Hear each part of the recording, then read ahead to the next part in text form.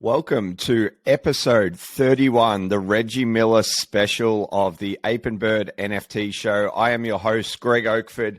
Steve is still away at the moment. As I've said over the last couple of weeks, he will be returning. This is a solo show today, quite a short one. We're going to have a guest back next week in Secure D for episode 32, but recording this particular episode on Saturday, the 1st of April, April Fool's Day in the morning. We normally record in the afternoon, so I've just had a coffee. So hopefully I'm reasonably alert for this particular episode. Feeling pretty good about this week. We had a little bit of a break last week with a number of events that were in Melbourne. And I think the NFT market in general, it almost...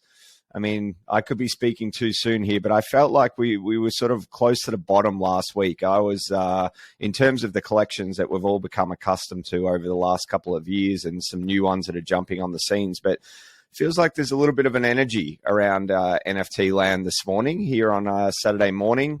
Markets are up. NFTs have had a couple of days where they've seen floors increase overall, which has been a stark contrast to what we've seen sort of in for most of February and March. So got a few topics I want to touch on this morning, and then we'll leave it at probably about a 20 to 25 minute episode. So starting with y00ts. So Frank DeGods, I think DeGods are actually migrating to ETH chain in the next 24 hours, but a couple of days ago we saw y00ts migrate to Polygon from Solana. So both projects originating on the Solana chain.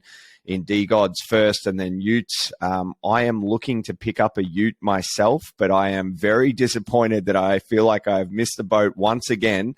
I looked very, very shortly after they started migrating on, I think it was Wednesday or Thursday night Australian time.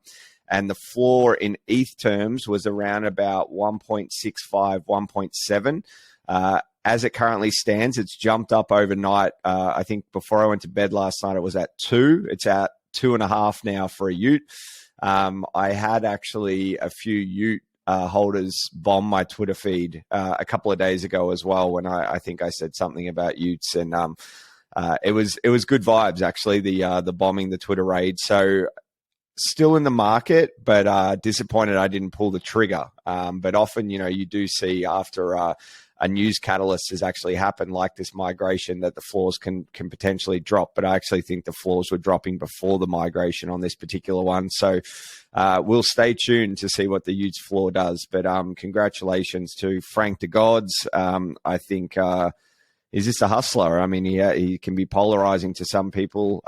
I quite enjoyed his conversation I heard on the Proof podcast many months ago, and I just think he plays his audience and community well, and his engagement is really good. He's got the attention of the entire NFT community at the moment, and went on a shopping spree yesterday, bought nearly all the big projects on Ethereum, which I thought was It was a good move, I think, for holders of y00ts and DeGods. Obviously, like I said, DeGods coming to Ethereum in the next 24 hours. Frank showing love for many of the existing Ethereum communities. So he bought up nearly everything. Shout out to that particular project. I actually I'm seeing more and more y00ts in my Twitter feed on a daily basis. So one to look out for. Nakamigos. We saw Nakamigos mint last weekend. I believe that was from the end of Satoshi holders could get that particular mint. I missed it. I actually got tipped off in a Discord that it was coming, and I can't remember what I was doing last weekend, but I just sort of missed it. And then all of a sudden it was at 0.1, 0.15 when I saw it. I thought, do I pull the trigger for a couple of these? I didn't. I have been somewhat hesitant in the last couple of months of jumping into something brand new unless I catch it very, very early. And we're sitting at about close to 0.4. So Nakamigos have been oscillating probably between that 0.28 to 0.45 for the last few days. So it'll be interesting to see if they have a breakout. I think the distribution is still only about 30% of holders, of unique holders of wallets. So I like the art though. I think it's a fun project. I know my friend Jameson picked up a few. He's actually rocking that as his PFP now. So shout out to friendly Jameson on that one. Also Otherside. So the Otherside had their second trip last weekend also, which I would say had mixed reviews. I feel like I saw really positive sentiment, but then I also saw on the flip side sentiment that sort of said not much has changed from the first trip. I think what the bigger news has been in the last couple of days, and we definitely saw this with a reflected jump in floor price of the other deeds, was the introduction of the Legends of Mara. And essentially this is going to be a companion drop, a free drop for other deeds holders. So I'm excited about that as an other deeds holder, still clutching on with my other deeds and Meebits to remain in the Yuga ecosystem, which I desperately want to do. And the decoupling of the coders. So there's been a lot of mystique, a lot of speculation about what coders are going to be. And if I read some of this Twitter thread here, this is from the Otherside meta, introducing the Legends of Mara. Sorry, my video has there we go, we're back on. I'll just start that again. So this is from the Otherside Twitter account, introducing Legends of the Mara, a 2D experience with its own companion collection. You can claim your vessel, discover its potential, and forge your path. Other deeds with a coder will be able to decouple in advance of the game launch. So if you do want to find out a little bit more there, the handle is at Otherside Meta. But I think this is a really exciting thing for other deeds as we essentially approach almost the 12-month anniversary of marking the top of NFT land when we had that infamous gas war around the Otherside. Drop on what was May 1st for Australians and April 30th. That date is going to be burnt into my brain because it was definitely the top of the NFT market, and we saw a sort of Luna and Terra fiasco happen about a week later. So that won't leave me for a while. I also wanted to make mention, given that we haven't had a show for a couple of weeks, the HV MTL airdrop from the Yuga ecosystem once again to sewer pass holders. I didn't get into the sewer pass. I didn't get a sewer pass. So I know people were grinding away or delegating their role to people that were willing to grind away for that game. But, overall, I just think Yuga continues just to be the gold standard in this space for delivering value to holders. And, they seem to be putting more and more supply on the market, but there's more and more demand. And, it's a fine line that they just keep continuing to walk and seem to be doing it exceptionally well. So shout out to everyone that's benefited from Yuga's continued excellence of generating value for holders. I also wanted to pay a little bit of attention to the NFT Now Pass. So I can't say I've gone down the rabbit hole too much on this one, but I listen to the NFT Now podcast probably I would say I'd catch one in every 4 shows. I think those guys have done a pretty reasonable job of building a brand to date, but they minted out a collection of 2,750 passes at, I believe it was around 0.25 ETH. And that floor did drop. I was thinking of picking one up on secondary for about 0.18, 0.19. I actually see this morning it's back up to mint price at 0.25. So I am going to go down the rabbit hole on that particular one, but I think any tokenized media brand to me is a really fascinating one. So I might try to go down the rabbit hole before next week, and we'll flesh out what that looks like with Secure D, our guest for next week. We also had some news on the Ticketmaster front. So Ticketmaster, along with, I'm just going to pull up my window here. Sorry, I've got so many windows up, but essentially this is an NFT gated pre-sale release. So instead of, here we go, I'm just bringing this up right now. So this was done with a band called Avenged Sevenfold that have the Death Bats Club. I remember hearing about the Death Bats Club quite some time ago. I think they might have minted in 2021. I know that one of their band members is very much down the rabbit hole of all things NFTs. But I'm just going to read you something from a tweet here that the use case we've been waiting for. Go to the pre-sale link. Connect your wallet, hold the right NFT, get verified, buy your ticket. No queue, no scalpers, no bots. This is the best version of a verified fan. Now, I have seen some criticism around this that saying, what is this? How is this different to, say, just a Web2 access code that is given to fan clubs, just traditional fan clubs? But I also think this is really interesting in terms of interoperability and, sort of cross promotion as well. I'm just getting attacked by some weird bug in my study here. But the interoperability of connecting and collaborating with other fan clubs, with brands, etc. So I think this is pretty exciting. I can remember doing my first Shopify token gated experience with the artist Ghost, the NFT artist Ghost, and I got my physical Ghost comic in June last year, and that was a pretty special sort of experience. And I think that I do believe that this Ticketmaster news, they might not nail it on the very first time, but I think this is a really, really interesting aspect of NFTs and collaboration that we'll see more of moving forwards. Also want to jump to Blur. So interesting that for those that listen to Punk 9059, aka NFT Statistics, aka Sam, he put out a Twitter poll about 3 days ago saying, is Blur a net positive, negative, or are you neutral on their impact on the NFT space? I think it was around about 60% actually came back and said a net negative.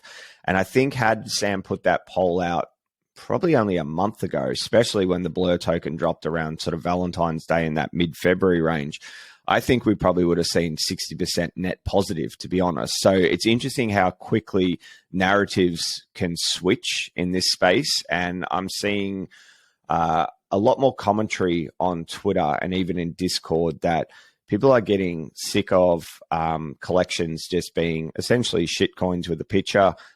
They want to feel that rarity excitement again. We've actually seen a few collections that, I saw MFers the other day. We're seeing actually Nakamigos, way above floor ones. People essentially picking out, like the good old days where people were picking out traits and aesthetics that they actually liked, and not everything was a flaw. But Blur did announce that their doubling of points in this current season 2 of airdrop farming essentially would be extended for another month. So there was a little bit of confusion with this, me included. From Blur's website, it looks like they're actually going to have their incentive program till about 2027. So for anyone that were hoping Blur would just disappear into the night, sort of like Looks Rare in a way, and X2, Y2 that are still around, but obviously are not highly prominent like Blur is currently. Blur looks like they are going to be here for the long haul, at least if they have market share, and their incentivization program is going to run till 2027.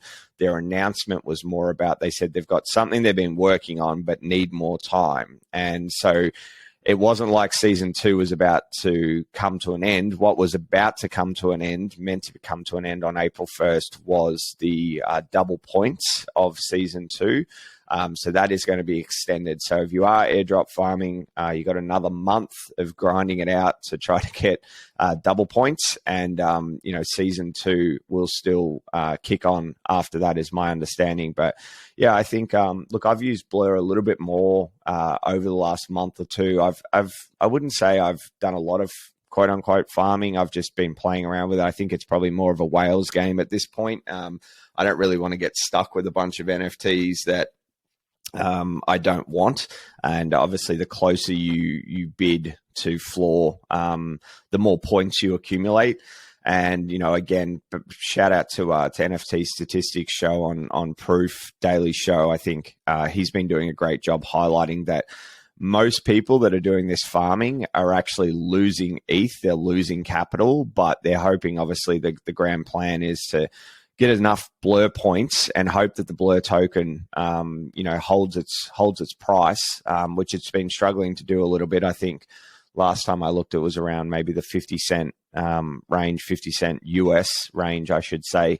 So it's a gamble, right? You're risking capital, not a lot of traders, particularly over the last couple of weeks, have seemed to be making any ETH out of Blur farming. So I think that it's a really interesting time, whether that sentiment that Punk 9059's Twitter poll, whether that is actually going to be reflected in people dropping off and maybe potentially going back to OpenSea a little bit more often. I'm not sure, but it'll be a fun one to watch how that one plays out. And I also wanted to touch on something coming from Brandland, and I won't profess that I know this particular brand. I'm just trying to pull up where I saw this first, but we have actually seen Flybondi, pretty cool name for an airline. This is an Argentinian airline. Flybondi are going to be issuing airline tickets as NFTs on the Algorand blockchain. So this is going to be called Ticket 3.0, and apparently you can trade these tickets. There's going to be a built-in royalty for the airline. So this is definitely a profit-seeking venture for this particular airline. But I don't know if this would work in Australia or America or some of the other sort of westernized countries, because it seems like, and I've only read initial couple of paragraphs, but it seems like you're going to be able to buy an airline ticket. The airline's not going to necessarily know who you are, and it's not until sort of the 11th hour when you're actually going to take that flight that you need to actually give your details. So this is open marketplace of airline tickets, and I'm not sure how that will actually work. But things like this, when I see press releases like this, I think it's always fun to sort of speculate on and have a discussion about where I think this is more interesting, and I'll certainly pay attention to this as we more information comes to light and they actually launch this. I'm not sure how profitable it's going to be, but where I think it's really cool is the nostalgic aspect of this sort of, I'm going to rip POAP's tagline here, but the timestamps of your life. I think about all the airline flights I've taken and sort of the paper tickets you get issued, or you might have an app with Qantas or Virgin or whoever you fly with. But you generally throw them out. I can actually see out of the corner of my eye, I can see a few plane tickets, I think, from my America trip still from last year. So it's sort of like part of me wants to hoard them and keep them and look back on them as sort of memories similar to concert tickets and sporting events and things like that.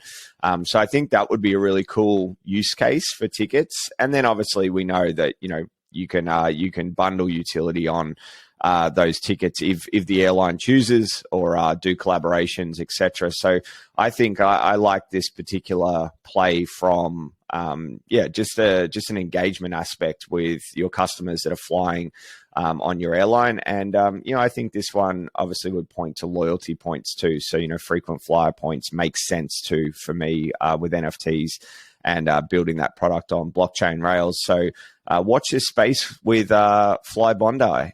Maybe we can get Flybondi as a sponsor of the Ape and Bird. That would be handy. So that's about it for this week. I raced through things, so hopefully I didn't speak too quickly today. I always enjoy having a guest on more than doing solo shows. It is a little bit weird to be speaking into the ether with no one at the other end. But that's it for this week. Appreciate you tuning in to episode 31 of the Ape and Bird Show. And of course, as we say most weeks, and with our intention of saying all weeks, is nothing you've heard on this show is financial advice. It's for entertainment and informational purposes only. And we'll see you back here for episode 32 next week with Secure D. Thank you.